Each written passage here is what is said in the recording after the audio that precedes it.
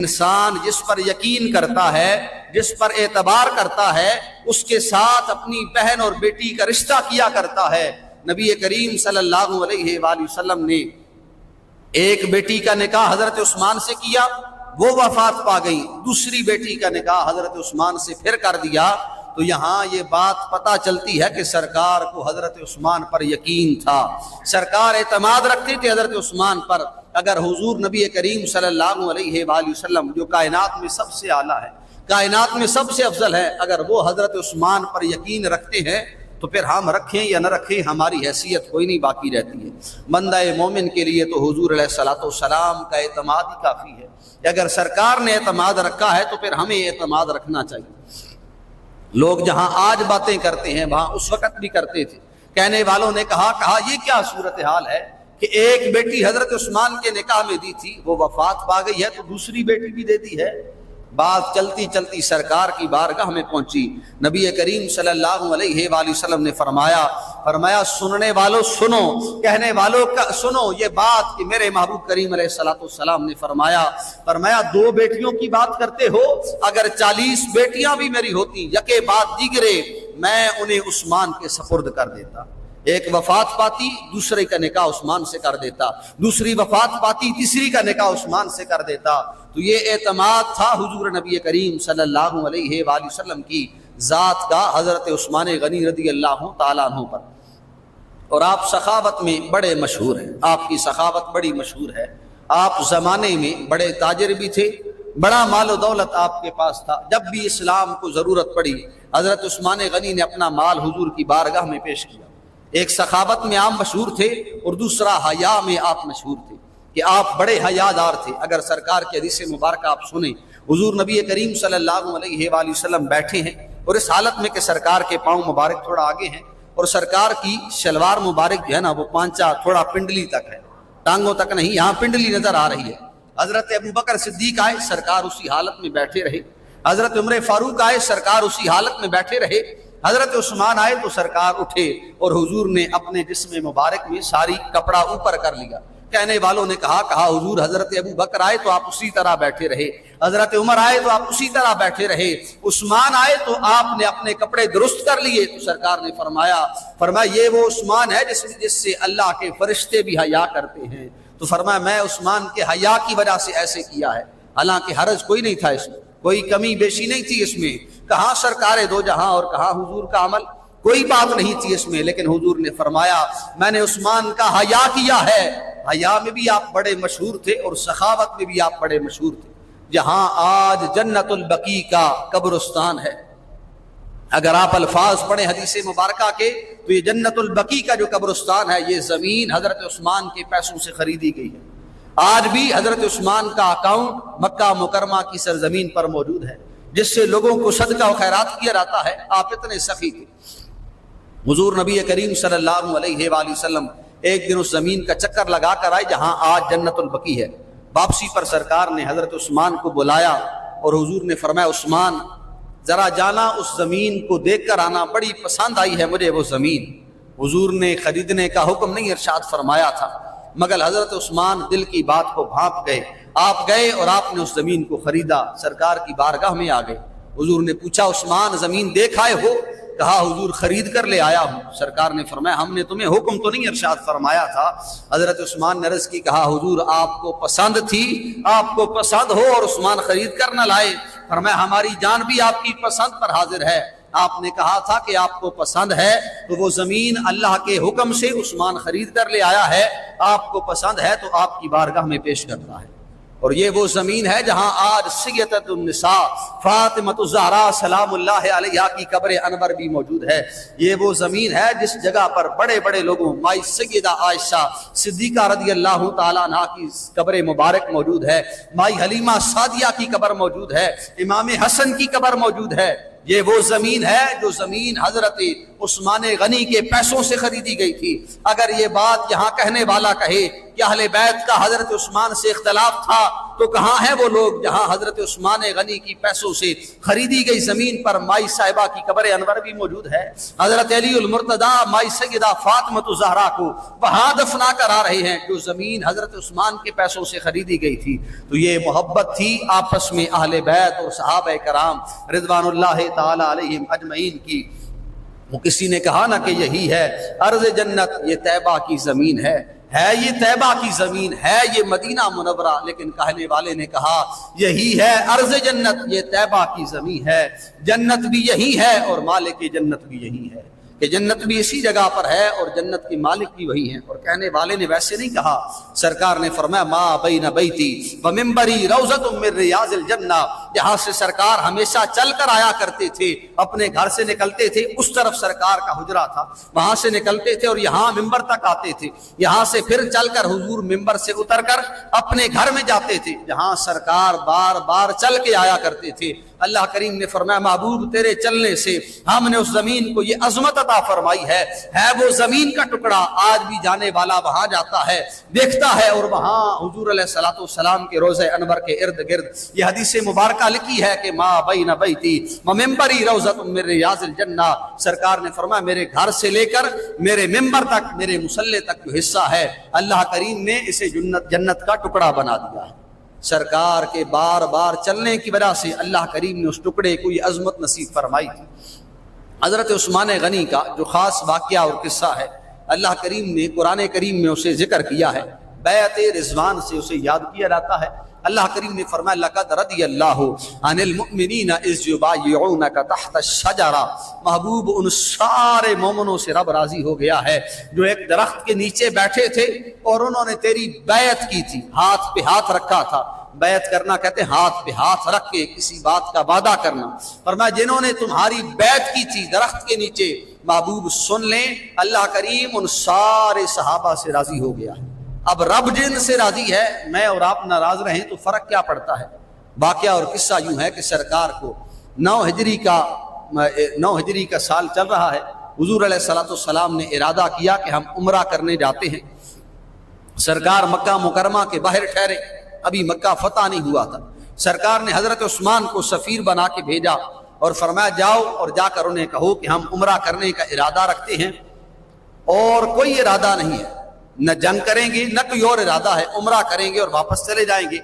اب حضرت عثمان وہاں پہنچے تو وہاں مکہ کے بڑے بڑے جو تھے انہوں نے کہا ہم عمرے کی اجازت نہیں دیتے ہیں، ہم نہیں دیتے ہیں اجازت کہ آپ عمرہ کریں، سارے آئیں۔ لیکن پھر حضرت عثمان کے رشتہ دار وہاں موجود تھے، انہوں نے کہا ہم سفیر کی عزت کرتے ہیں، آپ یہاں پر آئے ہیں تو آپ ہمارے لیے قابل احترام ہیں، ہم سارے مسلمانوں کو اجازت نہیں دیں گے، اگر آپ چاہتے ہیں تو آپ آ کر اللہ کے گھر کا طواف کریں۔ حضرت عثمان نے کہا نہیں، ما کان لعثمان ان یطوف بالبیت اللہ ورسول اللہ لم یطف۔ حضرت عثمان نے کہا اللہ کی عبادت تھی، اگر آپ دیکھیں حضرت عثمان طواف کر لیتے تو حرج کیا تھا، لیکن محبت نے اجازت نہ دی، عشق نے اجازت نہ دی۔ کہا یہ عثمان کو گوارا نہیں ہے کہ عثمان تنے تنہا رب کے گھر کا طواف کرتا رہے اور اللہ کے محبوب کو طواف کرنے کی اجازت نہ دی جائے۔ ادھر سرکار کی بارگاہ میں بیٹھنے والے لوگوں میں سے کسی نے کہا دیر بڑی ہو گئی ہے، عثمان نہیں آئے ہیں، ہمیں تو لگتا ہے عثمان نے طواف کر لیا ہوگا۔ ادھر سے عثمان وہاں موجود ہے مکہ میں، وہ کہہ رہے ہیں کہ میں حضور کے بغیر طواف نہیں کروں گا۔ دل کو دل سے راہ ہوا کرتی ہے، دوست دوست کی باتیں جانتا ہے، دوست دوست کے دل کے حالات جانتا ہے۔ سرکار کے ساتھ رشتہ کیسا تھا؟ عثمان مکہ میں ہے اور کہہ رہے ہیں کہ میں حضور کے بغیر طواف نہیں کروں گا، سرکار یہاں ہے مکہ سے باہر، اور یہاں کہنے والوں نے کہا کہ دیر ہو گئی ہے، عثمان خود طواف کر رہے ہوں گے۔ حضور نے فرمایا کیا تم مجھ سے زیادہ عثمان کو جانتے ہو؟ کہنے والوں نے کہا نہیں سرکار آپ سے زیادہ تو نہیں جانتے ہیں۔ حضور نے فرمایا پھر سنو، اللہ کے محبوب کا دل کہہ رہا ہے کہ عثمان ہمارے بغیر اللہ کے گھر کا طواف نہیں کرے گا۔ دل کو دل سے راہ ہوا کرتی ہے، دل کی خبریں رب دل تک پہنچایا کرتا ہے، اور یہ اللہ والوں کی باتیں ہیں۔ اللہ کریم کے محبوب علیہ الصلوۃ والسلام نے حضرت عثمان غنی کے جانے پر، بخاری و مسلم کے الفاظ ہیں، ترمذی شریف کے الفاظ ہیں، 2 طرح کی حدیث مبارکہ۔ حضرت عثمان غنی جب گئے وہاں سفیر بن کر تو نبی کریم صلی اللہ علیہ وآلہ وسلم نے بیعت لی لوگوں سے، فبایع الناس، حضور علیہ الصلوۃ والسلام نے ان سے وعدہ لیا اور کیا کہا؟ فقال رسول اللہ صلی اللہ علیہ وآلہ وسلم ان عثمان فی حاجت اللہ وحاجت رسولہ او کما قال علیہ الصلوۃ والسلام، حضور نے فرمایا وعدہ کرو مجھ سے حضرت عثمان کے نام پر، اور فرمایا ہم تمہیں یہ بتاتے ہیں کہ عثمان اپنی ضرورت کے لیے نہیں گیا ہے، عثمان اگر وہاں مکہ مکرمہ میں گیا ہے تو وہ اللہ کے کام کے لیے گیا ہے اور اللہ کے رسول کے کام کے لیے گیا ہے۔ اور پھر عظمت اور شان یہ عطا فرمائی، بخاری شریف کے الفاظ ہیں، آج بخاری پڑھنے والوں کو یہ الفاظ نظر نہیں آتے ہیں، اگر آپ دیکھیں کہنے والا کہہ رہا ہے، لکھنے والا لکھ رہا ہے کہ حضرت عثمان غنی کے بارے میں یا کسی کے بارے میں بات کرتے ہیں، سرکار کے بارے میں سے لوگ یہاں تک پہنچے ہیں کہ کسی چیز کا اختیار نہیں تھا، کسی چیز کے بارے میں کوئی آپ کا عمل نہیں تھا۔ اگر حضور علیہ الصلوۃ والسلام کی شان سنیں، حضرت عثمان کی شان سنیں اور اللہ کریم کی بارگاہ سے اعزاز سنیں تو تین طرح کی باتیں آپ کے سامنے رکھوں گا۔ ایک ہے حضرت عثمان غنی کا ہاتھ، دوسرا ہے حدیث مبارکہ اور سرکار کا ہاتھ، تیسرا ہے قرآن کریم کے الفاظ۔ جب بیعت ہوئی سب نے بیعت کر لی، اب بچے تھے تو ایک حضرت عثمان غنی بچے تھے جو بیعت کرنے کے لیے وہاں موجود نہیں تھے۔ بخاری شریف کے الفاظ ہیں، امام بخاری نے کہا جب حضرت عثمان وہاں موجود نہیں تھے، فقال رسول اللہ صلی اللہ علیہ وآلہ وسلم ہذہ ید الیمنی، فرمایا ہذہ ید الیمنی لعثمان، سرکار نے اپنا دایاں ہاتھ اٹھایا اور فرمایا یہ میرا ہاتھ جو ہے یہ عثمان کا ہاتھ ہے۔ ہاتھ حضور کا ہے لیکن حضرت عثمان کے لیے یہ اعزاز اور یہ فضیلت صرف حضرت عثمان کی ہے کہ سرکار نے اپنے ہاتھ کو حضرت عثمان کا ہاتھ قرار دیا، فرمایا ہذہ ید عثمان، یہ عثمان کا ہاتھ ہے۔ فضرب بها علی یدہ، پھر حضور نے پہلے یہ ہاتھ رکھا، صحابہ نے بیعت کی، سرکار نے دوسرا ہاتھ اس ہاتھ کے اوپر مارا اور فرمایا ہذہ لعثمان، یہ عثمان کی طرف سے بھی وعدہ ہو گیا ہے۔ یہاں کہنے والوں نے لکھا ہے کہ یہاں حضور فرما رہے ہیں عثمان کا ہاتھ ہے، ہاتھ حضور کا ہے، حضور کہہ رہے ہیں عثمان کا ہاتھ ہے۔ رب کی بارگاہ میں آئے تو مالک کریم نے فرمایا ید اللہ فوق ایدیہم، فرمایا سارے صحابہ کے ہاتھوں کے اوپر جو ہاتھ تھا وہ محبوب کا ہاتھ نہیں تھا، ہے حضور کا ہاتھ، لیکن اللہ کہہ رہا ہے وہ مجھ اللہ کریم کا ہاتھ ہے۔ وہ مالک ان چیزوں سے پاک ہے، ظاہری چیزوں سے پاک ہے، لیکن الفاظ کا معنی یہی بنتا ہے ید اللہ فوق ایدیہم، ان سارے صحابہ کے ہاتھوں کے اوپر جس کا ہاتھ تھا وہ اللہ کریم کا ہاتھ تھا۔ مالک اسے اپنا ہاتھ کہتا ہے، حضور اسے عثمان کا ہاتھ کہتے ہیں، اور ہے ہاتھ حضور نبی کریم صلی اللہ علیہ وآلہ وسلم کا اپنا، تو یہ کتنے اعزاز کی بات ہے۔ بخاری شریف کے الفاظ ہیں، ایک شخص آیا، مصر سے سفر کر کے آیا، حضور نبی کریم صلی اللہ علیہ وآلہ وسلم کی مسجد میں آیا، چند لوگ بیٹھے تھے، مصر سے آنے والے اس شخص نے سوال کیا، اس نے کہا یہ کن لوگوں کی مجلس لگی ہے؟ لوگوں نے بتایا یہ اہل قریش ہیں۔ اس نے کہا ان میں سے کوئی پرانا شخص بھی موجود ہے؟ لوگوں نے حضرت عمر کے بیٹے حضرت عبداللہ بن عمر کی طرف اشارہ کیا، کہا یہ پرانے ہیں، یہ تمہیں بتائیں گے جو پوچھنا چاہتے ہو۔ اس شخص نے حضرت عبداللہ بن عمر سے سوال کیا، کہا کیا آپ اس بات کو بتائیں گے مجھے کہ حضرت عثمان وہ تھے جو جنگ بدر میں شریک نہ ہو سکے تھے؟ حضرت عبداللہ بن عمر نے کہا ہاں آپ شریک نہ ہوئے۔ اس نے کہا کہ آپ بتائیں گے کہ حضرت عثمان وہ تھے جو جنگ احد میں واپس پلٹ آئے تھے؟ آپ نے کہا ہاں حضرت عثمان وہ تھے۔ تیسرا اس نے سوال کیا، اس نے کہا کیا آپ جانتے ہیں اس بارے میں کہ بیعت رضوان جب ہوئی تو اس وقت حضرت عثمان وہاں موجود نہ تھے؟ حضرت عبداللہ بن عمر نے کہا ہاں تم نے سچ کہا ہے، وہاں موجود نہ تھے۔ وہ اٹھ کر جانے لگا تو آپ نے فرمایا بیٹھ اور میری بات سن، ان تینوں باتوں کا جواب سن۔ تو نے اپنی بات کہی ہے اور جواب لے کر جا رہا ہے۔ فرمایا یوں نہیں، جواب میں تمہیں دیتا ہوں۔ جنگ بدر کی اگر بات کرتا ہے، حضرت عثمان اس میں شریک نہ تھے، تیرا کہنا ہے اور میں نے جواب دیا ہے، تو چلا جائے گا تو ذہن میں طرح طرح کے سوال پیدا ہوں گے۔ فرمایا حضور نبی کریم صلی اللہ علیہ وآلہ وسلم کی صاحبزادی سرکار کی بیٹی بیمار تھی ان دنوں، جن دنوں جنگ بدر کا حکم ہوا۔ حضرت عثمان آئے حضور کی بارگاہ میں، عرض کی، کہا حضور عثمان آپ کے ساتھ جانا چاہتا ہے جنگ لڑنے کے لیے۔ سرکار نے فرمایا تم گھر رہ، اپنی بیوی کی اور میری بیٹی کی بیماری میں تیمارداری کر۔ جب تم گھر رہتے ہوئے اپنی بیوی کی اور میری بیٹی کی تیمارداری کرے گا، اللہ کریم تمہیں جنگ بدر میں شریک ہونے والوں کے مطابق اجر اور ثواب عطا فرمائے گا۔ فرمایا جنگ بدر والا معاملہ حل ہو گیا ہے، حضرت عثمان گئے نہیں تھے لیکن ثواب آپ کا جنگ بدر میں شامل ہونے والوں کی طرح ہے۔ جنگ احد کا جہاں تک معاملہ ہے آپ نے فرمایا شاہد ان اللہ غفر لہ، میں اس بات کی گواہی دیتا ہوں کہ قرآن کریم کی آیتیں آ گئی ہیں، جنگ احد میں حضرت عثمان واپس پلٹے تھے لیکن سن اللہ کا فرمان، میرے مالک کا وعدہ ہے کہ میرے مالک نے عثمان کو معاف فرما دیا ہے، اگر رب معاف فرما دے تو کون ہوتا ہے گننے والا۔ تیسرا آپ نے فرمایا تو بات کرتا ہے بیعت رضوان کی، بیعت رضوان میں حضرت عثمان موجود نہ تھے لیکن سرکار نے اپنا دایاں ہاتھ دوسرے ہاتھ پر مارتے ہوئے کہا تھا ہذہ ید عثمان، یہ میرا ہاتھ ہے لیکن میں عثمان کے ہاتھ کے طور پر تمہیں پیش کر رہا ہوں۔ فرمایا جہاں سارے صحابہ کی بیعت تھی حضور کے ہاتھ پر، وہاں حضور کے اپنے ہاتھ سے سرکار نے حضرت عثمان کی بیعت کر لی تھی۔ تینوں مقامات پر حاضر نہ ہونے کے باوجود آپ تینوں مقام کا اعزاز پا گئے ہیں، تینوں مقاموں سے ثواب پا گئے ہیں۔ حضرت عبداللہ بن عمر نے کہا آنے والے اب اٹھ جا اور جا جواب لے کر جا، جتنی شانیں بیان کی جائے تھوڑی ہیں، اگر کسی ایسی ذات کا تذکرہ جس کی نسبت حضور کے ساتھ ہو اس میں کمی بیشی کی گنجائش نہیں ہوتی ہے۔ ایک آثار ہے، ایک تابعی کا قول ہے، آپ فرماتے ہیں ہمارے پاس ایک شخص کھڑا تھا فسب عثمان، اور وہ حضرت عثمان کے بارے میں برا بھلا کہہ رہا تھا، فنہیت عنہ، ہم اسے روک رہے تھے۔ ابن حبان کے الفاظ ہے، وہ تابعی کہتے ہیں ہم اسے روک رہے تھے کہ حضرت عثمان کے بارے میں ایسی باتیں نہ کر، مگر اسے چپ نہیں آ رہی تھی، وہ بار بار باتیں کرتا تھا۔ وہ کہتے ہیں ہم کھلے آسمان تلے کھڑے تھے، اتنے میں بجلی چمکی، بجلی اس کے اوپر گری، اور وہ جو حضرت عثمان کے بارے میں باتیں کر رہا تھا باتیں اس کی پوری نہیں ہوئی تھی، اللہ کریم نے اسے وہیں پہ ہلاک کر دیا تھا۔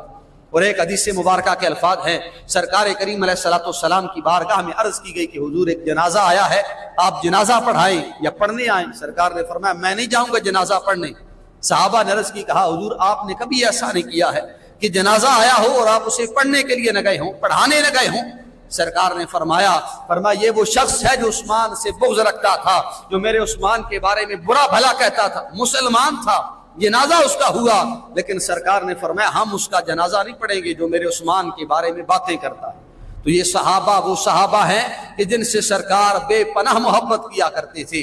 ایک موقع تھا ہمارا کہ کل 18 ذی الحج تھی، حضرت عثمان غنی کی شہادت تھی، اور ایک موقع ہے کہ کل 18 ذی الحج تھی۔ یہاں اس دن کو یہ بھی مقام حاصل ہے کہ اس 18 ذی الحج کی نسبت غدیر خم کے مقام سے بھی ہے۔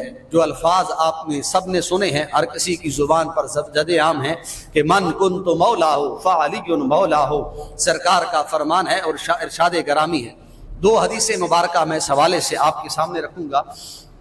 مسلم شریف کی حدیث مبارکہ ہے، خم کے مقام پر خطبہ حجت الوداع سے واپسی پر نبی کریم صلی اللہ علیہ وآلہ وسلم نے پڑاؤ کا حکم ارشاد فرمایا۔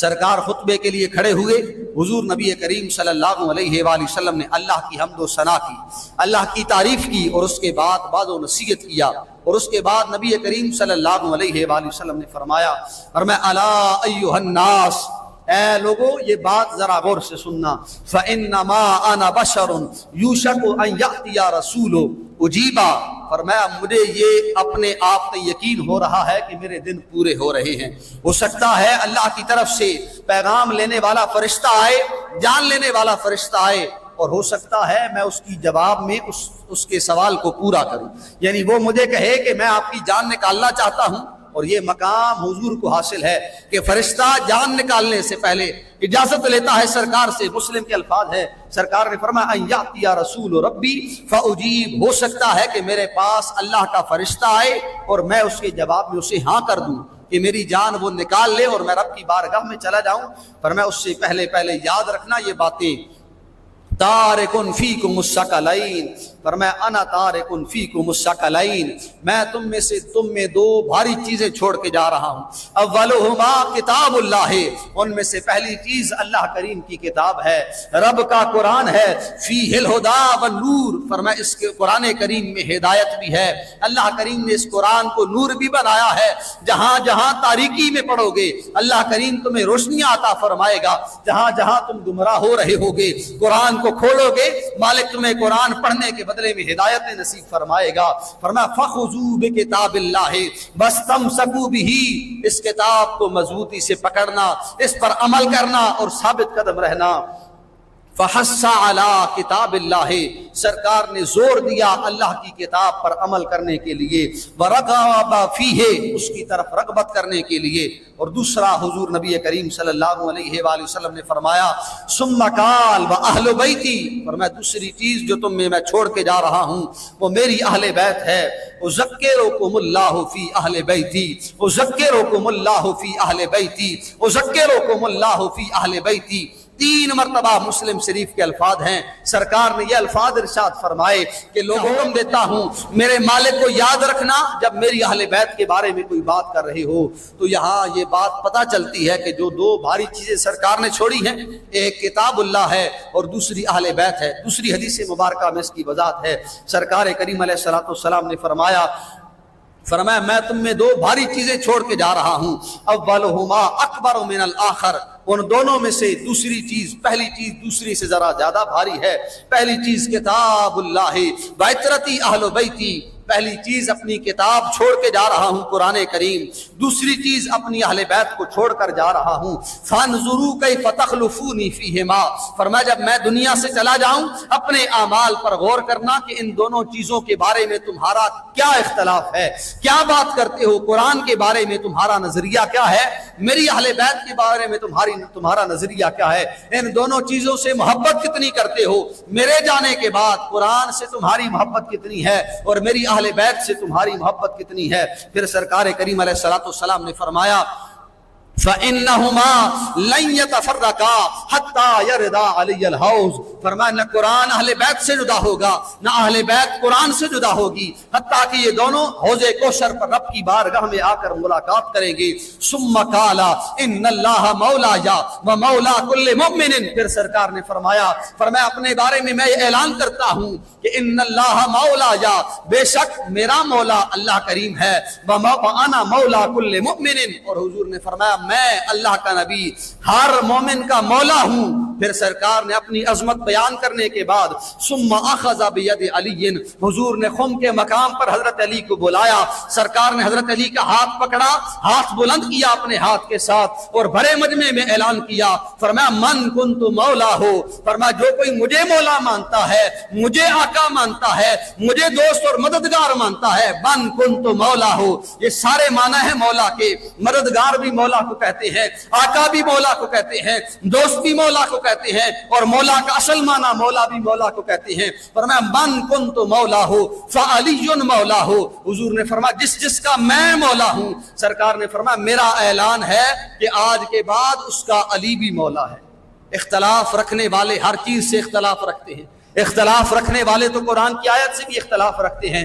جہاں سے میں پڑھ کے آیا ہوں مختلف احادیث کی کتب میں یہ حدیث مبارکہ مختلف الفاظ کے ساتھ مختلف طرق سے تقریباً 50 جگہ پہ موجود ہے۔ حضرت علی نے وقت گزرنے کے ساتھ چند لوگوں کو اکٹھا کیا اور آپ نے فرمایا اے لوگو، تم میں سے کون کون خم کے مقام پر موجود تھا جس وقت سرکار نے میری عظمت کا اعلان کیا تھا؟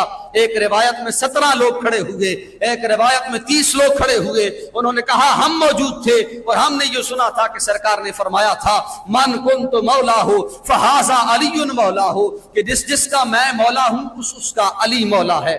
حدیث مبارکہ صحیح ہے، الفاظ صحیح ہیں، عقیدہ یہ درست رکھنا چاہیے اپنا کہ ہر وہ ذات جس کی نسبت حضور کی ذات کے ساتھ ہو۔ اس سے حضور علیہ الصلوۃ والسلام کے صحابی حضرت علی المرتضیٰ کی شان پتہ چلتی ہے کہ آپ مولا ہیں ہر مسلمان کی، لیکن اس سے آگے کی کوئی اور بات ثابت نہیں ہوتی ہے۔ حضرت عثمان غنی کا ذکر ہم نے کیا ہے، حضرت علی المرتضیٰ کا ذکر ہم نے کیا ہے۔ اہل سنت و جماعت کے لیے یہ دونوں چیزیں روشن ہیں کہ اہل سنت و جماعت صحابہ سے بھی محبت کرتے ہیں، اہل بیت سے بھی محبت کرتے ہیں۔ ہر وہ ذات جس کی نسبت حضور کی ذات کے ساتھ ہو وہ ہمارے لیے قابل احترام ہے، وہ اہل بیت ہوں یا صحابہ کرام ہوں۔ اور ہر کسی کو جو شان ملی ہے، جو عظمت ملی ہے، وہ سرکار کی نسبت کے صدقے ملی ہے۔ حضرت عثمان کو جو شان ملی ہے حضور کی نسبت کے صدقے ملی ہے، اور حضرت علی کو بھی جو شان ملی ہے سرکار کی نسبت کے صدقے ملی ہے۔ تو جس کی نسبت حضور کی ذات کے ساتھ ہو وہ ہمارے لیے قابل احترام ہے۔ اس لیے لڑائی جھگڑوں سے نکلیں، اختلاف سے نکلیں، طرح طرح کی باتوں سے نکلیں، محبت کو پھیلانے والے بنیں۔ جہاں اختلاف کی بات ہو رہی ہو، جہاں اہل بیت کے مخالف کوئی بات کرنے والا بات کر رہا ہو، پرہیز کریں۔ میں آج ایک فتویٰ پڑھ کے آیا ہوں، کسی بڑے بڑی ایک ایسی جگہ ہے جہاں فقہ پڑھنے والے بڑے بڑے لوگ موجود ہیں، بڑی جگہ کا میں نام نہیں ذکر کروں گا، لیکن فتویٰ پڑھ کے آیا ہوں۔ لکھنے والے نے لکھا، سوال کرنے والے نے کہا کہ کیا حضرت علی کو مولا کہہ سکتے ہیں؟ تو اس فتویٰ کے جواب دینے والے نے کہا کہ سرکار نے تو کہا ہے کہ من کنت مولا ہو فعلی مولا ہو، حضور نے کہا ہے کہ علی مولا ہے۔ اس مولا کا معنی اس نے دوست رکھتے ہوئے کہا کہ عام بندے کے لیے حضرت علی کے لیے مولا کا لفظ کہنا جائز نہیں ہے۔ کیسے ممکن ہے سرکار کی زبان ہو، حضور کہہ رہے ہو مولا ہو کہ علی تمہارے مولا ہیں، اب انہی الفاظ کو من و عن ذکر کرنے میں کیا حرج آتا ہے؟ کوئی حرج نہیں ہے ان الفاظ کو ذکر کرنے میں۔ اس لیے محبتیں بانٹنے والے بنے، اختلاف والی باتوں سے دور رہیں۔ آخری الفاظ میں 1-2 منٹوں میں حافظ محمد الیاس صاحب جو وفات پا گئے ہیں، جس نام سے انہیں یاد کیا جاتا ہے یا جس وجہ سے انہیں یاد کیا جاتا ہے، وجہ یہ تھی کہ وہ محافل میں عمرے کے ٹکٹ کے نام سے انہیں یاد رکھا جاتا ہے، پورے ضلع چکوال میں آپ پہچانے جاتے تھے۔ لیکن ایک بات یاد رکھیں کہ جب وقت پورا ہوتا ہے تو پھر کسی کو مہلت نہیں دی جاتی ہے۔ ضروری یہی ہے کہ جب تک زندہ رہیں اچھے اور نیک اعمال کرتے رہیں۔ ہر سال چوہ سیدن شاہ میں آپ ایک محفل کراتے تھے بڑی 11ویں کے نام سے، اور اس میں عمرے کا ٹکٹ تقسیم کیا کرتے تھے۔ آپ کو یاد رکھا جاتا ہے اس بات سے کہ آپ لوگوں کو اللہ کے گھر تک پہنچانے کا سبب اور ذریعہ بنتے تھے۔ اور یاد رکھیں کہ وقت تو آتا ہے مرنے والا اور اس میں کسی کو مہلت نہیں دی جاتی ہے، لیکن کیا ہی ایسی بات ہو کہ ہم ایسا عمل کر جائیں کہ ہمیں اچھے الفاظ میں یاد کیا جائے۔ میں نے اور آپ نے، ہر کسی نے مر جانا ہے، مرنے کے بعد اگر یاد رکھا جائے گا تو ہمارے عمل کو یاد رکھا جائے گا، اگر تو ہمارا عمل برا ہے تو اس کو بھی یاد رکھا جائے گا۔ برا عمل ہے تو مرنے کے بعد پھر بھی آپ کو قبر میں اس برے عمل کے عذاب میں مبتلا کیا جائے گا۔ لیکن اگر آپ کا عمل اچھا ہے، آپ چلے گئے ہیں، لوگ زبان پر آپ کا نام لیتے ہیں، تو پھر قبر میں جانے کے بعد بھی اچھے نام سے، اچھے عمل سے آپ کو یاد کیا جائے گا، تو اللہ کریم قبر میں اس اچھے عمل کا آپ کو ثواب عطا فرماتا رہے گا۔ ضروری یہی ہے کہ جب تک زندہ رہیں اللہ کریم کی بارگاہ میں ایسے اعمال کرتے رہیں کہ رب بھی راضی رہے اور اللہ کی مخلوق بھی راضی رہے۔ اللہ کریم حافظ الیاس صاحب کے درجات بلند فرمائے اور ہم سب کو حضور نبی کریم صلی اللہ علیہ وآلہ وسلم کی نسبتوں کا حیا کرنے کی توفیق عطا فرمائے۔ وآخر دعوانا ان الحمد للہ رب العالمین۔